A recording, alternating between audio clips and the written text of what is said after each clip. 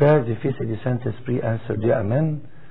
Chers téléspectateurs, ce sermon en deux parties qui aborde le sujet du mariage chrétien. Avec qui vais-je me marier s'adresse plus particulièrement aux jeunes. Dans cette seconde partie, nous allons nous intéresser aujourd'hui au thème suivant: le mariage est un mystère, extrait de la 20e homélie de Saint Jean Chrysostome sur l'épître de Saint Paul aux Éphésiens. Soyez soumis les uns aux autres dans la crainte du Christ, que les femmes le soient à leur mari comme au Seigneur. En effet, le mari est chef de sa femme comme le Christ est chef de l'Église, lui le sauveur du corps. Or l'Église se soumet au Christ.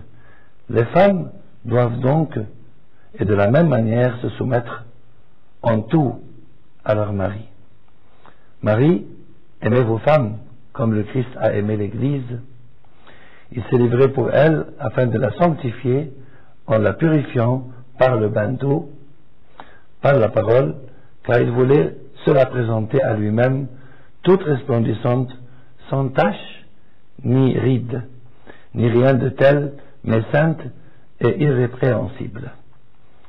De la même façon, les maris doivent aimer leur femme comme leur propre corps. Aimer sa femme, c'est aimer soi-même. Car nul n'a jamais haï sa propre chair, on la nourrit, au contraire, et on en prend bien soin. C'est justement ce que le Christ fait pour l'Église. Ne sommes-nous pas les membres de son corps? Voici donc que l'homme quittera son père et sa mère pour s'attacher à sa femme, et les deux ne feront qu'une seule chair. Ce mystère est de grande portée, je veux dire qu'il s'applique au Christ et à l'Église. Bref, en ce qui vous concerne, que chacun aime sa femme comme soi-même et que la femme révère son mari. Épître de Saint Paul aux Éphésiens, chapitre 5. 1. Le sens de l'amour. Tu veux que la femme t'obéisse, comme l'Église au Christ? Veille donc sur elle, comme le Christ sur l'Église. Fallut-il donner ta vie pour elle, être déchiré 1000 fois, tout souffrir, car avant de te dévouer pour ta femme, tu t'es uni à elle, tandis que le Christ s'est immolé pour une Église qui le fuyait et le haïssait. Fais donc pour ta femme ce qu'il a fait pour celle qui le repoussait, le détestait, le méprisait et l'insultait. De même, quand ta femme ne te témoignerait que dédain, mépris, insolence, il ne tient qu'à toi de la ramener à toi à force de bonté, d'amour et de tendresse. Par la crainte, on peut lier les mains à un serviteur, mais la compagne de ta vie, la mère de tes enfants, la source de ton bonheur, ce n'est point par la crainte, par les menaces qu'il faut l'enchaîner, mais par l'amour et l'affection. Qu'est-ce qu'un foyer où la femme tremble devant son mari? Quelle joie y a-t-il pour l'époux quand il vit avec son épouse comme avec une esclave, et non une femme libre? Te ferait-elle souffrir? Ne lui reproche pas, suis l'exemple du Christ. 2. Le Christ aime encore plus. Quelle que soit la femme que vous épousiez, elle ne ressemblera jamais à ce qu'était l'Église quand le Christ l'épousa. Pourtant, le Christ ne prit point en horreur cette effrayante laideur. Voulez-vous savoir jusqu'où allait sa difformité? Écoutez Saint Paul, vous étiez autrefois ténèbres. Quoi de plus noir que les ténèbres? Vivant dans la méchanceté et l'envie. Néanmoins, le Christ s'est livré pour cette hideuse épouse, comme si elle avait été la plus belle, la plus chérie, la plus admirable des femmes. Saint Paul s'en étonnait. À peine quelqu'un mourrait-il pour un juste. Et encore, alors que nous étions encore pécheurs, le Christ est mort pour nous. Le mariage accompli, il la part, il la baigne, il ne répugne pas à de pareils soins. 3. Qu'est-ce que la vraie beauté? Afin de la sanctifier en la purifiant par le bain d'eau, par la parole, car il voulait se la présenter à lui-même, toute resplendissante, sans tache ni ride, ni rien de tel, mais sainte et irrépréhensible. Par le baptême, il lave son impureté, il la rend magnifique, n'ayant ni tache ni ride. L'Église doit tout au Seigneur, de lui elle tire son éclat. Ne vous effarouchez pas de la laideur de votre femme. Écoutez l'Écriture, petite est l'abeille parmi les êtres ailés, et son miel dépasse toutes les douceurs. Votre femme est œuvre de Dieu, la rudoyer, c'est rudoyer son auteur. Recherchez la beauté intérieure, imitez l'époux de l'Église. La beauté physique est une source intarissable d'orgueil et de vanité. Elle nous charme, oui, pour un mois ou deux. Un an tout au plus, après c'est fini. L'habitude calme notre ravissement, tandis que les maux engendrés par la beauté subsistent, l'orgueil, la vanité, l'arrogance. Rien de tel pour les attraits d'une autre nature. L'amour légitime qu'ils inspirent si justement garde sa force, attachée à la beauté de l'âme, non à celle du corps.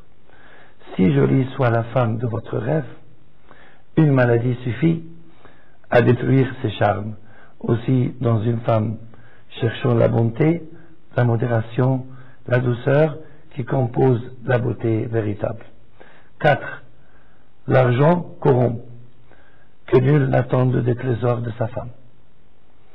Ne songez pas aux richesses en vous mariant. Ceux qui veulent s'enrichir tombent dans la tentation, dans les convoitises insensées et funestes, dans les pièges, la perte et la ruine. Qui, dites-le-moi, négligerait l'essentiel pour s'occuper de choses vaines? Hélas, que de fois pourtant nous succombons. Avons-nous un fils? Nous ne nous inquiétons pas d'en faire un honnête homme, mais de lui trouver une riche épouse. 5. Rien ne peut être mieux. Que chacun de vous aime sa femme comme lui-même, mais que la femme révère son mari. Oui, c'est un mystère, un grand mystère, qu'on oublie son père, celui par qui on a été élevé, qu'on oublie la mère par qui on a été enfanté dans la souffrance, pour s'unir à une femme que l'on n'a jamais vue, et de la préférer à tout, mais que le mari ne la méprise point, qu'il fasse de la tendresse le contrepoids de l'obéissance. 6. La petite Église.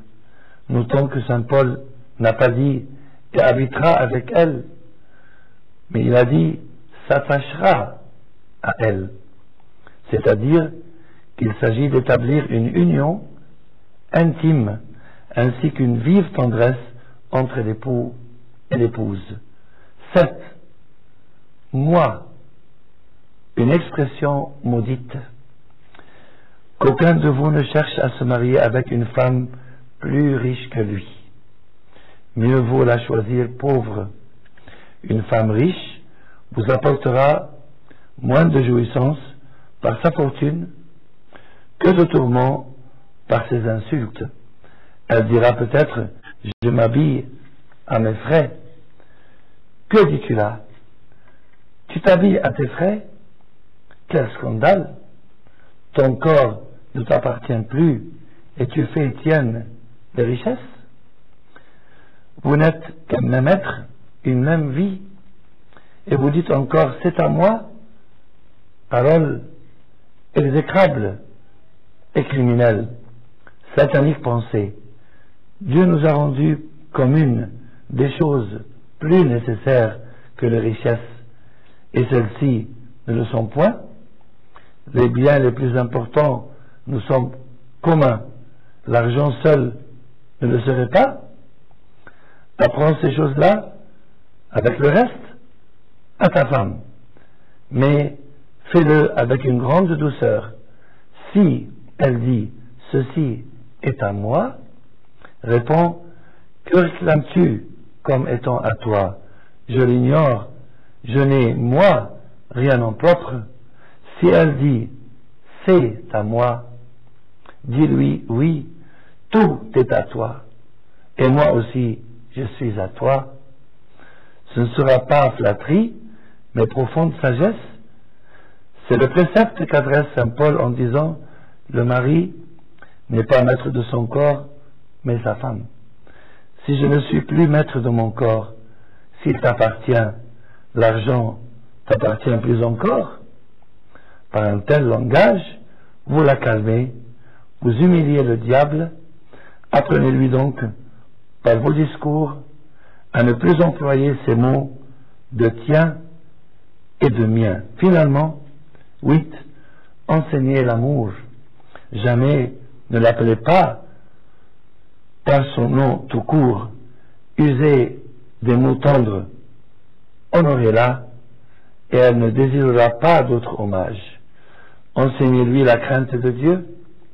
Cherchez d'abord le royaume de Dieu et sa justice, et toutes ces choses vous seront données par surcroît. Par là, nous pourrons plaire au Seigneur et vivre dans la vertu toute notre vie. Chers jeunes téléspectateurs, en conclusion de cette deuxième partie, je souhaite que ce thème que nous avons abordé vous soit utile à faire le bon choix en vue d'un mariage chrétien, pur et réaliste, et gloire à Dieu pour les siècles des siècles. Amen.